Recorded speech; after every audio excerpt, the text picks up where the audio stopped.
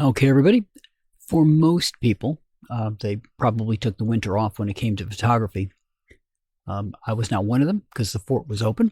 So let's talk about what gear you should have with you going forward. And this will apply to winter in a way as well. And I'll point out the differences as we go. So if you're going to be out taking photographs, especially in an event, go look at the venue, right? Most important thing on everything I talk to you about today is going to be doing your homework, all right? Making sure you're familiar with the venue, what the weather's going to be like, what the normal temperatures are for the area, that kind of thing. Because that is what's going to help you figure out what you're going to need. Now, I carry one camera and I swap the lens. So the lens that I usually use is on the camera with a 100 to 500, I think it is, I forget, in a bag that I carry on the other side. So the camera's on the right side, the bag's on the left side. So I can swing both of them around to get what I need. But that means that I've got a small bag that I'm carrying around that I can put other things in. Now, what would you want to carry? Think about what your day is going to look like, right? Maybe you're going to get a chance to go get food, maybe not. So grab a couple of granola bars or something like that that won't melt in the heat and put them in the bag, all right, with the lens. Now my bag has outside zippered pockets, so I can just drop it in there.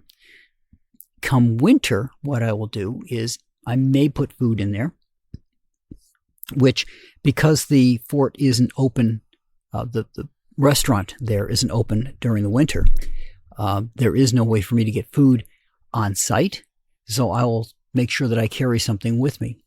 Also, I will throw some hand warmers in, those chemical ones. I have a pair of gloves. For me, having my fingers exposed is a problem.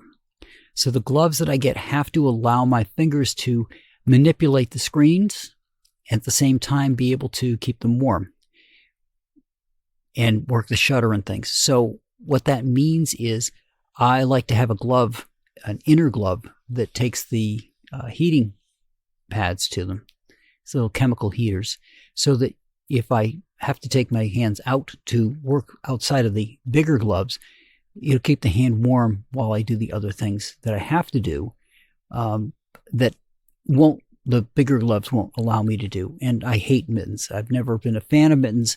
However, when it comes to cold weather, mittens are your best bet. And that's because the heat from each of the fingers can warm the finger next to it.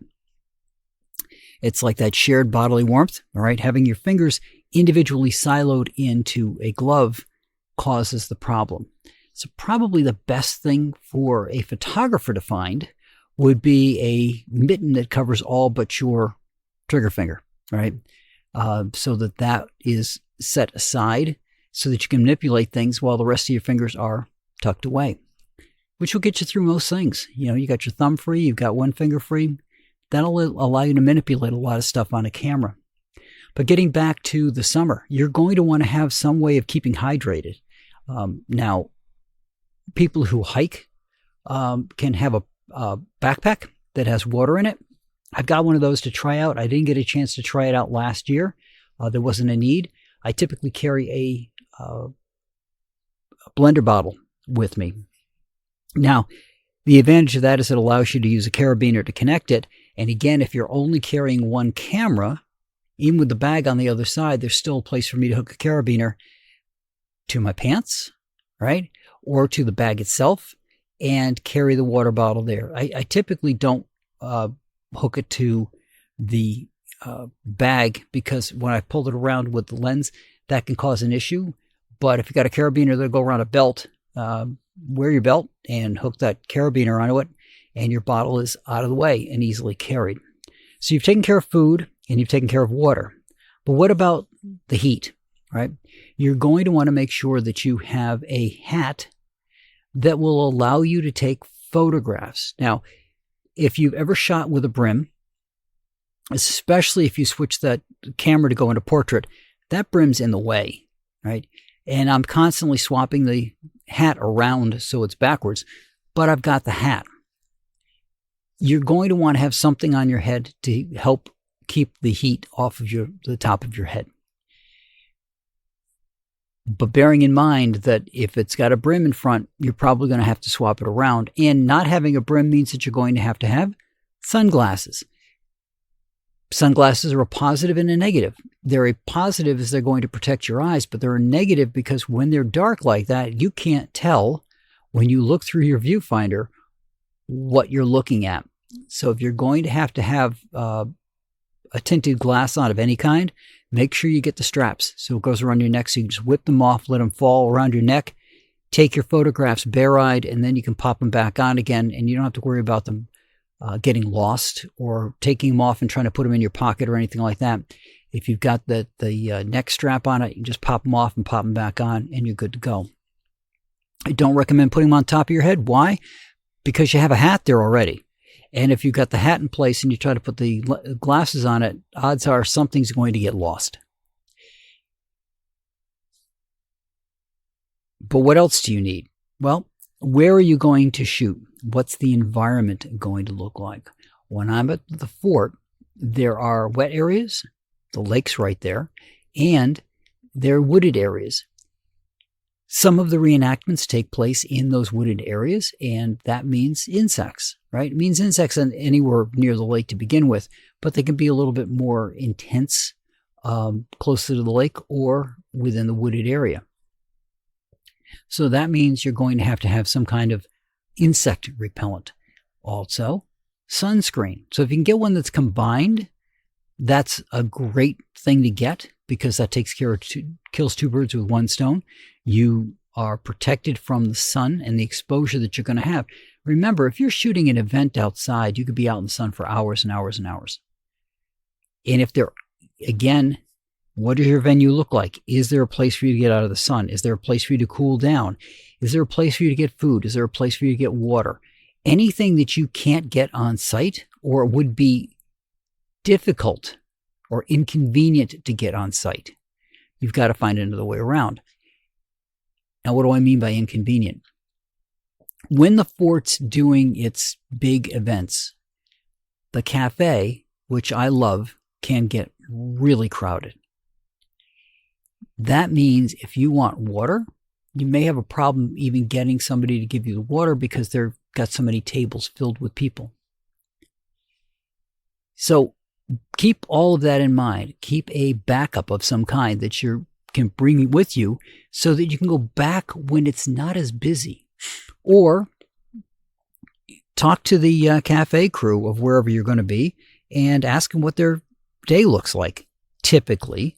And that'll let you know when's a good time for you to go in and take care of things. I like to hit the cafe up right when it opens because that way I can get in. They're just starting up the grill. I feel a little bad because I'm starting them early, but they start up the grill. I can get whatever food that I want. And there aren't a bunch of other people there that I have to compete with to get in and out. And it makes it a lot quicker. You're not waiting while your food's number 12 in line when the place is packed. So you want to have water. You want to have food. You want to have a way of carrying that around with you. You want to have a hat. You want to have sunscreen. You want to have insect repellent. The big thing here is making sure that you do your homework and research the area that you're going to be in for the event. In addition to that, the other big thing to do is to look at the weather report, right? Will your camera be getting wet? Do you have to put something around your camera to protect it? Is it going to be 90 degrees while you're doing the event? What do you need to take into account? Again, even if there isn't a area to get out of the sun, there might be some place that you can get under a tree for a little bit, something that you can work with.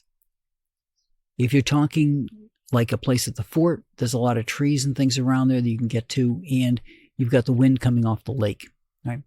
If you're talking about a ball game, not a lot of places you can hide around there.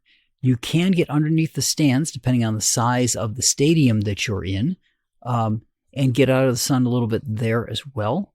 If you're going to a AAA game, you might be bleachers, and you might be stuck in the sun for the entire time. So make sure that you know what the event's going to look like and what avenues you have to take care of yourself, because it doesn't do you any good if you're overheated and that causes you to miss shots or forget shots or impair your health in any way.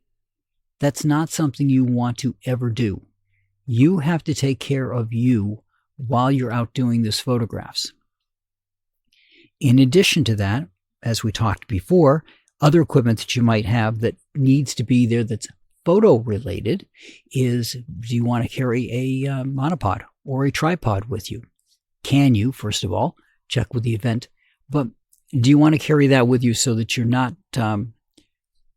keeping that camera up all the time, especially if you're doing an event like a reenactment, or even if you're doing a fencing event, right? If the fencers are there and you're waiting for a fencer, it's much easier to set up a tripod or have the monopod there with the camera sitting on it so you're not holding that up the entire time.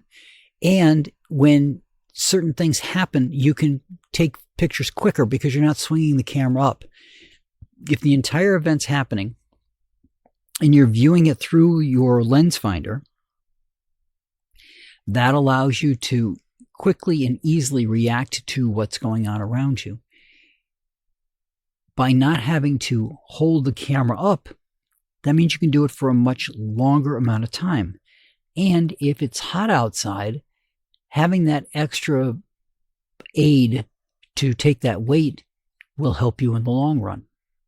So again, the big thing that I want to convey here is I want you guys to research the area that you're going to go to. If you can go to it in advance so you can walk around the grounds, for example, and get a feel for where you're going to be, that's the best that you can get. Make sure you check the weather forecast. And if you can't get to the event and walk around, see if you can find some aerial photographs of it. See if you can find what the average temperatures and wind conditions are like for that area. And there's many places online that you can go look at historical weather data for that area. That'll allow you to know if there's going to be a breeze that's going to cool you off, and you can walk the ground in your head by looking at the aerial photographs. And that's what I got for you guys this week, and I'll talk to you all next week.